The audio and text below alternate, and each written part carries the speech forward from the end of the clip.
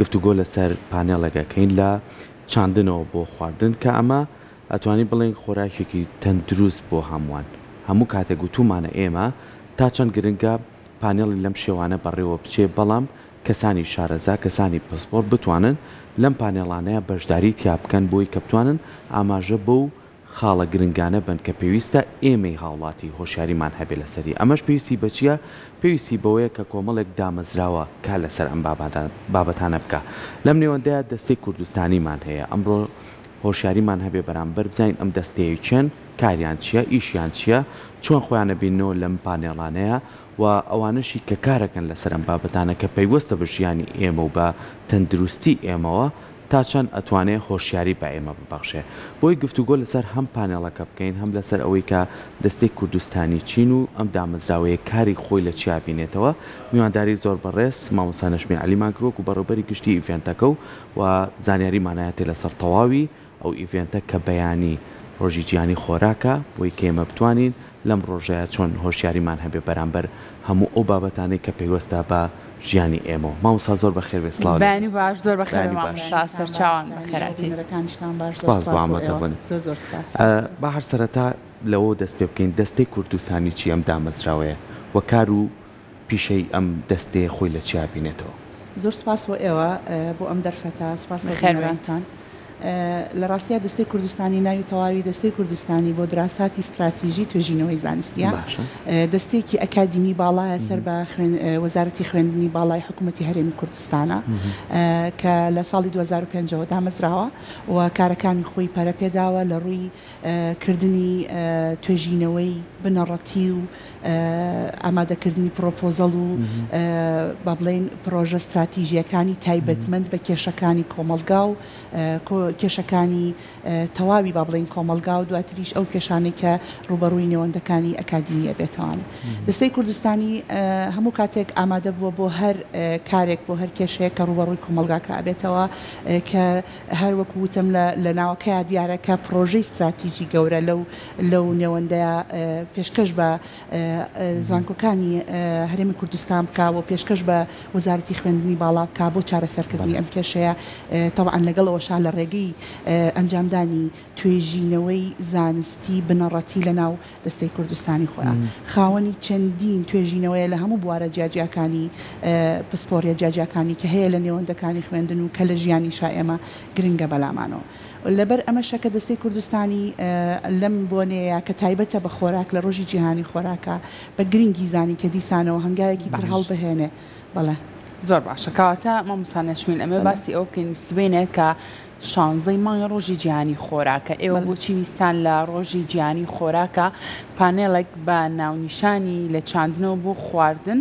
خۆراکی تەندروست و بەردەوام بۆ هەمووان، بۆچی ویستان پانێڵێکی لەم شێوازە لەم ڕۆژەیە ڕێک بخەن؟ ئامانجتان چێ لە بەڕێوەچوونی خۆی ڕۆژەکە کە لە 16 ئۆکتۆبەر دانراوە نەتەوەی گرتوەکان ئەم ڕۆژەی لە 16 ئۆکتۆبەری 1970 سابت کرد وەکو ڕۆژی جیهانی خۆراک، وەکو ڕێزێکیش بۆ با بڵێن دامەزراوەی نەتەوەیە گرتوەکان بەشی خۆراک و کوشت و کاڵکە بە فاو ناسراوە لەناو ئێمەیە کە لە 16 ئۆکتۆبەری 1945 دامەزراوە. کارکردنی ئێمە لەم ڕۆژەیە بۆم ئیشاوەکو ئەرکی دەستەی کوردستانی هەروکو لە پێشترە ئاماژەم پێەیە ئێمە پەیوەندین بە کێشەکانەوە کە لە کۆمەلگای خۆمانە هەیە و پەیوەندین بە پاراستنی ئەو سەروەتانی کە ئێمە هەمانە چۆن بیپارێزین و چۆن بەردەوامی پێبین. بۆ نمونە ئەگەر بازێتە سەر کوشت و کاڵ، ئێمە خاوەنی کوشت و کاڵێکی باشین و خاوەنی زەوی و ئاوهەوایەکی باشین. دەستەی کوردستانی لە ڕووی ئەکادیمیەوە لە ڕووی پیشەیەوە لە هەردوو ڕووەکەوانێ چۆن ئەتوانێت هاوکار بێ بۆ ئەوەی کە ئاسایشی خۆراکی وڵاتەکەی خۆی بپارێزێ. ئەمەش دیسانەوە لە ڕێگەی کردنی ئەم ئەڤێنتانە لە ڕێگەی کردنی کۆمەڵێک توێژینەوە و لە ڕێگەی کردنی کۆمەڵێک پرۆژەی تری گەورە و گرنگەوە ئەکرێت کە بە هاوکاری لەگەڵ وەزارەتی خوێندنی باڵا لەگەڵ زانکۆکانی هەرێمی کوردستان و لەگەڵ وەزارەتە پەیوەندیدارەکانی تری وەکو کوشت و کاڵ بۆ نمونە ئێمە لە پانێڵەکەی بەیانە بەڕێز کاگرزگار حەمەخدرمان لەگەڵایە کە جەنابیان ڕاوێژکاری وەزارەتن بۆ کاروباری خۆراک با بڵین. لەبەر ئەوە ئێمە گرنگە کە پەیوەندیەکە دروست بکەین بۆی کە بزانین ئەگەر کێشێکمان هەیە لەکوایە و چۆن ئەتوانین چارەسەری. باشە ناونیشانی ئەم پانێڵە لە چاوی گرتووە لە چاندنەوە بۆ خواردن و دواتریش خۆراکی تەندروست و بەردەوام بۆ هەموو لە برێ ڕۆژەکە ڕۆژی جیهانی خۆراکە خۆراک پەیوەندیدارە بە کشت و کاڵەوە ئێمە ئەگەر کشت و کاڵ و بەرهەمی کشت و کاڵیمان نەبێت لە دواترا ئێمە ناتوانین بەرهەمی کارگەکانمان هەبێت کە دیسان ئەوانش بەشێکی ترن لە ئیڤنتەکەیە کۆمەڵە کارگی خۆماڵی لەوێ ئامادەن کە با بڵێن لە مەبەست لەم کارش ئەوەیە کە ئێمە پشگیری کارگە هەتا ئەگەر بچووکیش بن خۆماڵیەکان بکەین لەبەرەوەی کە ئێمە دیسانەوە لە دوو ڕۆوە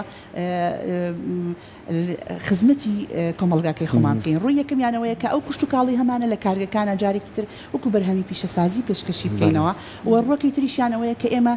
هەم بەرهەمە خۆماڵیەکە کە کشت و کاڵەکەیە هەم ئەو پارەی کە هەیە ئەدرێ بۆ نمونە بە بەرهەمێکی دەرەکی بدرێ بە بەرهەمێکی ناوەکی و لە ناو خۆیە ئەو پارەیە بمێنێتەوانە لەبرۆ زۆر گرنگەکە گرنگی بین بە لە ناو نیشانەکە کە ئەڵێت لە چاندنەوە ئێمە ئیتر لە فارمینەوە لەوەی کە ئەیڕوێنی تو ئەبێ بە کشت و کاڵ تا ئەچێتە سەر سفرەی ماڵەکان بەرپرسین لی وەکو دەستگایکی ئەکادمی لە ڕووی با بڵین لە ڕووی تەندروستیەوە لە ڕووی پاکێتیەوە لە ڕووی کوواڵەتیەوە لە ڕووی با بڵین جۆرایەتیەوە لە ڕووی چەندایەتیەوە ئێمە چەندمان خۆراکی ئێمە تا چەندێک ئەتوانین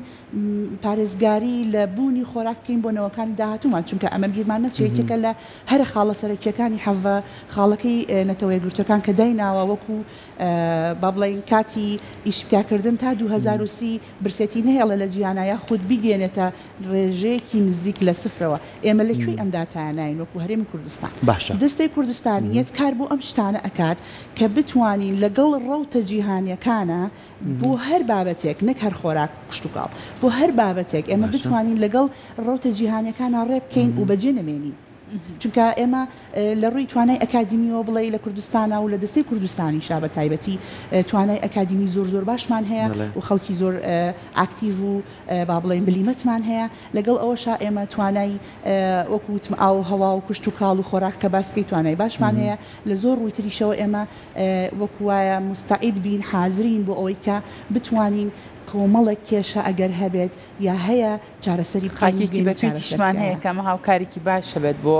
بەرەمهێنانی هەر شتێک کە تۆ بتێ لەم هەرێمەوەیە بەڵێ ڕاستە زۆر باشە بینە سەر ئەوەی کە سێکتەری کشت و کاڵ سێکتەرێکی زۆر گرنگە ینی ئەم چەند ساڵی ڕابردوو کە وەزیری کشت و کاڵ یەکەر تاڵەبانی ینی سەرپەرشتیاری کردیوێکی تری بەخۆیەوە بینی لە نێوەندەشا کاقوبا زۆر پشتگیری گەنجانەکە زۆر پشتگیری ناوچەکانەکە بە بێ جیاوازی کە بتوانن جوتیاران و دەستی ناوخۆ بەروبوومی ناوخۆی گرنگی پێ بدرێ ئێوە وەکو دەستەی کوردستانی وەکو لایەنێکی ئەکادمی لەوەی کە لە پانێڵەکەتانە چەندین کەسی ئەکادمی تیا و چەندین پزیشکی تایە تا چەند پلانتانە لەوەی کە بتوانن ئێمە بەروبوومی ناوخۆی زیادکەین پشت بە خۆمان ببەستین ئەو قەلەقەی کە لای هاوڵاتیان هەیە کە ئەو شتانەی لە دەرەوە بۆمانێ لە وڵاتانی دراوسیەوە کە چەندین نەخۆشی بۆ بڵاوکردینەتەوە ئەمانە تۆزێک کەمترکەینەوە خۆمان پشت بە خۆمان بەسین ئەمە پلانتانە بەڵێ خۆی ئامانجی بەستنی با بڵێنکردنی ئیڤنتەکە هەر ئەم خاڵانەیە کە بەڕێزە ئاماژەم پێدا یعنی من نامێ زۆر بچمە تەفاسیلەوە لە بروی کە بەیانیە و هاتنیش بۆ هەمووانە هەر کەسێک پێخۆش بێ ئێمە لە دەستەی کوردستانی بۆ دراسات استراتیژی توێژینەوەی زانستی بۆ نەکەش هەر لەوێ بەڕێواچێ پێم خۆشە کە بێت لە نزیکەوە گوێی لە پانێڵستەکان بێ لە بروی کە وەکو گوتم ڕاوێژکاری وەزارەتی کشت و کاڵمان لەگەڵایە کە ڕەنگە پلانەکانی داهاتوویان باس بکات لە وەزارەت ڕەنگە ئەو پلانانی کە پێشتر کاریان لەسەر کردووە چەندێک بەرهەمدار بووە چەندێک گەشتۆتە نەتیجە لەسەر ئەم شتانە بە تەکیدی قسەمان بۆکە لەگەڵ خۆمان لەوێ لە دەستەی کوردستانی مامۆستاتارامان هەیە کە بەرپرسی بەشی کشت و کاڵە بەڕێزیشیان هەر لەو بارەیەوە کە دەستەی کوردستانی لە 2 ساڵی ڕابردووە چی کردووە و پلانی چیە بۆ داهاتوو بۆ ئەم قسانی کە ئێمە لەناو با بڵێن ئیڤنتەکەیە گرنگی پێ ئەین ئاسایشی خۆراک بەردەوامی خۆراک و پاراستنی خۆراک و زیادکردنی بەرهەمی ناوخۆی پاراستنی و بەرهەمە پاراستنی ئەو سەروەتەی کە هەمانە ئیتر بە پارە ناویە بە یاخود بە بەرهەمی کشت و کاڵی ئەمانە هەمووی ئێمە وەکو دەستەی کوردستانی سبینە لە ناو پانێڵەکە لە ڕێگەی مامۆستاتارا و ئاماژەی پێکرێت لەگەڵ ئەوەشا کە دکتۆر ڕزگارمان لەگەڵایە بەڕێوەبەری ببوورە بەڕێوەبەراتی خۆپاراستنی سلێمانی کە بەڕێزیان لەوێ چەندین داتا خاتە ڕوو لەوەی کە ئەو خۆراکانی کە لە ناوخۆش هەن و هەتا ئەوانش کە لە دەرەوەیان لە ڕووی کواڵەتی و لە ڕووی خۆپارێزی و تەندروستیەوە چەندێک گرنگی پێداوە ینی پێدراوە لەلایەن حکوومەت و لەلایەن ناوەندی معنیەوە بۆ ئەو کارە جەنابیان لەو ڕۆ داتامان ئێنێ کە ئەو خۆراکانەی چەندێک کوواڵەتیان باشە و چۆنە چێتە بازارەوە و چۆنی جارێکی تر احتیمام درراوە بە بەرهەمە ناوخۆ لەو خاڵانەی کە زۆر گرنگە خاڵە سنووریەکانن ینی زۆر جارێمە گرفتمانەیە لەوەی کە ئەو بەرپرسانە بانکین لە خاڵە سنوورەکان کوالیتی کۆنتترۆل بەپارێزین بۆ چیەتە ناو ئێمە و چۆن بەکاری هێنێ یعنی زۆر جار جوتیارەکانمان با لە زاری ئەوانەوە ئەم پرسیارە لە بەڕێستانکەم بۆی کە بتوان ئێوە لە پانێڵەکەتانە چۆن لە ڕێگەی ئەو کەسانی کە ئاماژە و پیا پسپۆرن ئاماژەی پێبن ئەڵێ من بەروبوومێکی زۆرم مێ و دڵنیاشم لەوەی کە بەروبوومەکەم تەندروستە بەڵام بەس لە بەرەوەی کە بەروبوومێ لە سنوورەکانەوە داخڵە بن کوالیتی کۆنتترۆلی نییە ئەوە زۆر هەرزانتر لە بەروبوومەکەی بەدەوەی لەسەر چقامەکانی ڕژم باک تۆزێ حەقیەوانیش بین تا چەند ئێوە بیلۆکەنەوە کە جوتیارانیش بتوانن جاریکە ئەمەلیان بە کوشت و کاڵە بۆ ئەم مەبەستا ئێمە سبینێ لە یەکێک لە چالاکیەکانی کە لە ناو ئڤێنتەکەیە بانکردنی جوتیاری نمونەوەی ئینەیە و هەنگەوانەکە بەرهەمی هەنگوینیان هەیە و بەرهەمێکی باشی شەو لەسەر ئاستی جیهانە بردوێتێ دەرەوە بۆ با بڵێن مقارنە پێکردن و بۆ منافەسە پێکردن وە کوشتێک بڵێن بۆ بەدەستێنانی خەڵات ئەوانمان لەگەڵا و نووسری کوشت و کاڵیمان لەگەڵا کە هەر هەمویان خاوەنی ئەزمموی کوشت و کاڵی زۆر باشن بۆ پرسیارەکەش من سبێنێ لە بەرەوەی خۆم هەر بەڕێوەبەری پانێڵەکەم ئەتوانم هەر عینەن پرسیار تەوجیهی ئەو پانێڵستە بەڕێزانە بکەین و لەوانی شەوە جوابەکانمان دەست بکەوێت چکە بەڕاستی ئەگەر ئێمە ئەڵەمێنەری وەزارەتمان لەگەڵایە بۆیە کە گرنگە خۆیان لە زاری خۆیانەوە جوابی ئەم پرسیارانە بنەوە کە ئایا چی ئەکرێت چۆن ئەیکەن ڕێگایان چییە چکە ئەمانەی کە ئێستا باسمان کرد کێشەن و هەیە چۆن ڕێگایان چییە بۆ پاراستنی ئەم شتانە ئێمە سبەی توانین لەو پانێڵەیە هەندێک لەو جوابانەمان دەست بکەوێت بەڕاستی ئەوە شمبیر نەچێت لە ناو پانێڵەکە دکتۆر کارزان عومەرمان لەگەڵایە کە بەڕێزیان پسپۆری ڕوەکناسیە و هەروەکو خۆشتان نەزانن کە لە ڕووی قسەمان بۆ کات لەسەر تۆپیکێکی زۆر تایبەت کە سفرەی کوردیە لە ڕابردوو تا ئەمڕۆ تا ئێستا کەتیایەن باسکردنە لە خۆراکە خۆماڵیەکان چۆن ئێمە بتوانین لە ڕووی نیوتریشن و لە ڕووی پێکاتە خۆراکیەکانەوانێ گرنگی بینەوە بە خۆراکە خۆماڵیەکان زیاتر لە ئەو خۆراکانی کە ئێستا لە جیهاندا وەکو یەک هەمووی هەیە بە نمونە فاست فود بەڕێزیان لەو ڕۆوە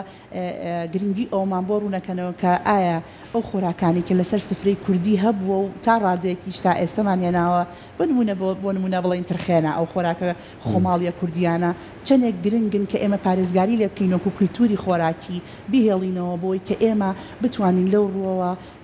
پارێزگاری بکەین لە ئاسایشی خۆراکی خۆمان دنیا سار بەڕاستی زۆر گرنگە ئینسان کە ئەڵێن کلتور زۆر شتەگرێتەوە مەسەڵە کلتوری موسیقی کلتوری فەرهەنگیە کلتوری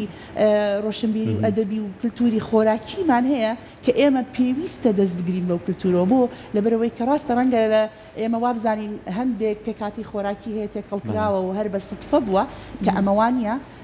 لە سبەینێ بەڕێزیان لەو ڕووەوە گفتوگۆ ئەکات و گرنگی ئەو کلتورە خۆراکیە کوردیەمان بۆ خاتەوە زۆر باشە مامۆستا نەشمین بگومان پرسی خۆراک لە هەموو جیانە پرسێکی گرنگە هەمیشە هەوڵی ئەوە درێت ئەو وڵاتانی کە برسیتی تیا بڵاوە ئەو وڵاتانەش بەرەو ئاستێکی باشتر هەنگاو بنێن ئێوە چۆن لە هەرێمی کوردستان و بە تایبەتریش لە ڕێگای ئەم جۆرە چالاکیانی کە بەڕێوەیە بن چۆن ئەتوانن یاخود چۆن ئەتانەوێت کار لەسەر پارێزگاریکردنی خۆراک کەمبوونەوەی داهاتوو لە هەرێمەکەمانە چالاکیەکەی سبێنە خۆی یەکەم جابێکە بۆ ئەم پرسیاری بەڕێستان ئەگەر بینەوە سەر دەستەی کوردستانی ئێمە پێشتر جۆرەها با بڵێن توێژینەوەمان کردووە لەسەر کوواڵەتی خۆراک چۆنێتی خۆراک بڕی خۆراک ئەمانی کە هەیە کاڵم توێژینەوەی زانستیە و لە ناو گۆڤارە زانستیەکانی هەم ناوخۆی و ئەوانەی دەرەوە و لە کۆنفرانسەکان توێژینەوەکان ئەوانەی کە هەیە لە ئێستا ئاستێکی باشن یا کوالیتیان ئەڵێم بە ئەمە هەڵگرین سبێنێت کە مامۆستا تارا قەرارە لەسەر ئەو شتانە پێم خۆشە کە جەنابیان بۆش هەر ئەمە ئەنگلیزیەک بێگەر کەسێک گوێی لە ئێمە سبێنێ بتوانێت بێت بۆ ئەوەی کە لە نزیکەوە گوێی لەو داتایانە بێت چکە بەڕاستی ئەومان بیر نەچێت سبێنێ هەندێک داتای گرنگ ئەخرێتە ڕوو کە لە ڕووی ئەکادمیەوە و لە ڕووی پیشەیەوە و لە ڕووی کاری حکومیەوە هەر هەمووی داتای زۆر گرنگن کە ئیشکراوە و چەند کراوە و چەندمان ماوە بکەین و چەندێک وەرەوەکو وتم ئێمە لەکوێی ئەو ڕۆڵتە جیهانیەیە کە هەیە بۆ ئەو پرسیاری جەنابتان بۆ نەهێشتنی برسێتی لەوەیە چونکە ئێمە خاوەنی سەروەتەکەین بەڕاستی بەڵام ئایا چۆن ئیدامەی پێبین و چۆن بیپارێزین ئەمە پرسیارەکەی کە ئێمە ئینشاءڵڵا سبێنێ مامۆستا خاڵێکی تر زۆر گرنگە ئەویش ئەوەیە کە زۆر جار گفتوگۆ لەسەرم باتەکراوە لایەنی ئەکادمی تێکەڵی ئەزمون بکرێت لە جوتیارەکان یعنی تا چەند لەم پانێڵەیە ئەم بابەتە گفتوگۆی لەسەرەکرێت بۆ نمونە لە زانکۆکانمان چەندین کۆلێژی کوشت و کاڵمانەیە ئەم هەموو خوێنکارە بە شێوازێکی ئەکادمی ئەخوێنێت ئەگەر ئەم شێواز ئەکادمیە تێکەڵی ئەم دەستە ئەزمونێ بکەیت بەربوومێکی باشمانە بێت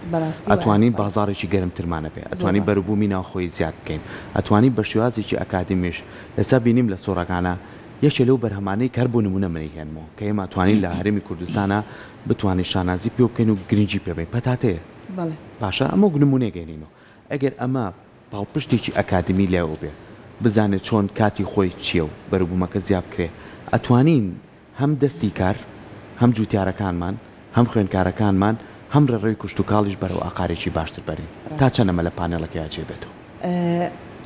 ئیڤنتەکە با بڵێن بە تەواوەتی کۆی گشتی ئیڤنتەکە یەکێک لە ئامانجەکانی نزیککردنەوەی ئەو بەشە جیاجیایانەیە کە لە ئەخیرە ئەچێتەوە خزمەتی خۆراک و یێتەوە خزمەتی کۆمەڵگاکە چونکە ئەگەر دیقەتی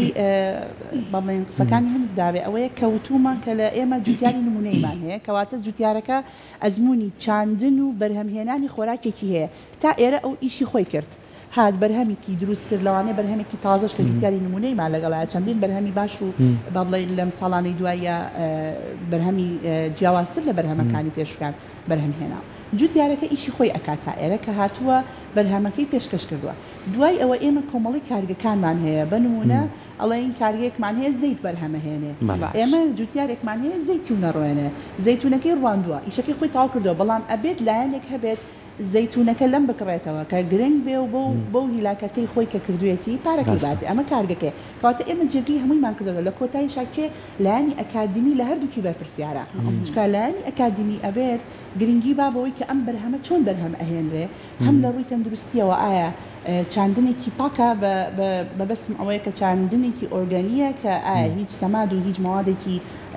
زەرمەندی بۆ تەندروستی تیا یاخوتیانە ئەبێت لەم ڕۆوە دڵنیا بێت کە کەسی ئەکادمی لەگەڵ جوتیارەکانە لە کۆنتاکتا بن لە پەیوەندیا بن چونکە ناکرێ ئەم بەشانە لە یەکتریدا ببڕێ بۆ هەموو پسفۆریەک ئەم قسەیە ڕاستە بە پەیوەندیدار بە بەشەکانی خۆیەوە لە دوای شەکە ئەچێتە ناو کارگەکانەوە دیسان ئێمە پێویستمان بە خەڵکانی ئەکادمیە لە ڕووی کیمیاییەوە لە ڕووی بەرهەمهێنانی ناو کارگەوە لە ڕووی پاکێتی و تەندروستی و چۆن بڵێن جۆری بەکارهێنانی ئەو قوت و علبە و ئەو شتانی کە خۆراکەکەی تێکرێت کەواتە هەمووی پەیوەندیدارە بێکەوە و لە ئیڤنتەکەشا ئێمە زۆر گرنگیمان بەوەیاوە و مەبەستیشمان لەوە ئەوە بووە کە ئەم بەشانە لە یەکتری نزیک بکرێتەوە ئاماژەت بە خوێندکار و بە بڵێن زانکۆکاندا ئێمە وەکو دەستەی کوردستانی لەبەرەوەی کە لەناو دیزگا و بنەماکانی دەستەی کوردستانیە ئەوە بەڕوونی باسکراوەکە دەستەی کوردستانی ئامادەیە بۆ پێشکەشکردنی پرۆپۆزال پێشکەشکردنی هەر بابەتێک کە پەیوەندیدارە بە توێژینەوەکانی کە لە ئێستاە گرنگە بکرێت یارمەتی زانکۆکاندا و لەگەڵ زانکۆکانە کاری هاوبەش بکە و پێشتریش هەرکردومانە و بێکەوە هەر چەند ساڵەکە هەیە کارەکان هاوبەش بووە لەبەرەوەی کە وەکو وتم دەستەی کوردستانیش سەر بۆ وەزارەتی خوێندنی باڵایە کارەکان لەکتر دابڕاونین و ئەو قسە زۆر گرنگە پێویستەکە کەسانی ئەکادمی تێکەڵی هەموو بەشەکانی تری سێکتەرەکانی تری ژیان بێت چکە تۆ ئەگەر کاریەکە هەبێ واز لەلایەنی تەندروستی و ئەکادمی ئەوانش بێنە تۆ پێویستە بە بازاڕکردنێکی باش هەیە لەوانەیە ئەمە ئەکادمیە کەسێکە لە بزنس خوێندوێتی زۆر بە ئاسانی توانێت یارمەتی تۆ بە چۆن براندینە بۆ بکە چۆن ئەم بەرهەمەی تۆ وا لێ بکە لە ناوخۆیان بناسرێت کەواتە لە هەموو شوێنێکە ئێمە پێویستمان بە خەڵکێکی ئەکادمیە کە بە خۆشحاڵیەوە خەڵکێکی زۆر زۆر باشمان هەیە و خەڵکێکمان هەیە کە ئامادەن و نەک هەر خەڵکی ئەکادمی ئێمە خۆمانۆک و کورد ئەزانین کە خەڵکانێکی زۆر دڵسۆزین و ئامادەین کە کار بکەین لە پێناوی پێشخستنی وڵاتەکەی خۆمانە و حەزمان لێتی کە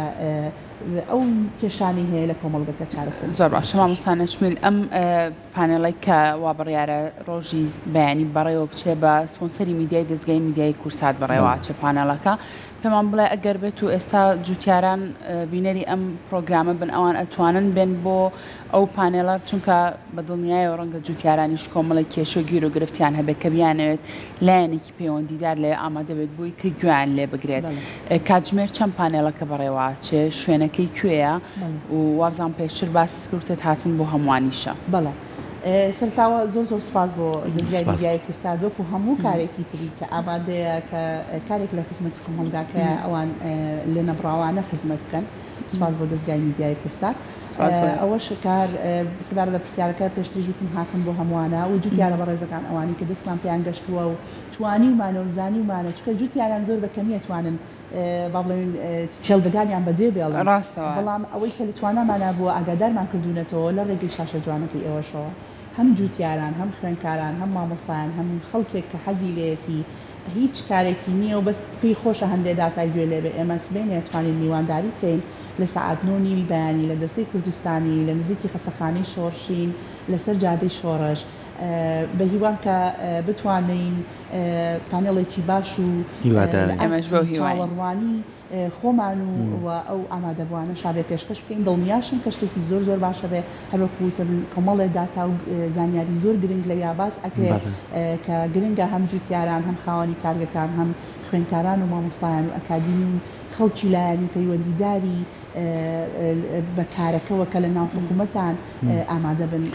ئێمەش بەو هیواین بگومان ئەم هەوڵانی بەڕێستانێکێکە بێت لە هەوڵانی کە ئیتر سفرە و خوانی هەر خێزانێکی کورد لەم کوردستانە پڕ بێت لە بەروبوومی خۆماڵی و تەندروست لە سەر سفرەکان بوونیان هەبێت دەستان خۆش بە هیوای کاری باشتر و باشتر دەستخۆشی لە بەڕێستان و هەموو ئەو کەسانە شەکەین کە لەم ئیڤێنتەیە کاریان کردو بۆی کە بتوانن شتێکی باش پێمە باشە دووبارە بەیوان کە سبەینێ هەر کەسێک گوێی لێمانە بتوانێت بێت بەشدار بێت پێمان خۆش ئەبێت و دەرگامان کراوەیە و زۆر سپاس بۆ ئێوە دەستان خۆش بێ بە هیوای بەردەوامیتان.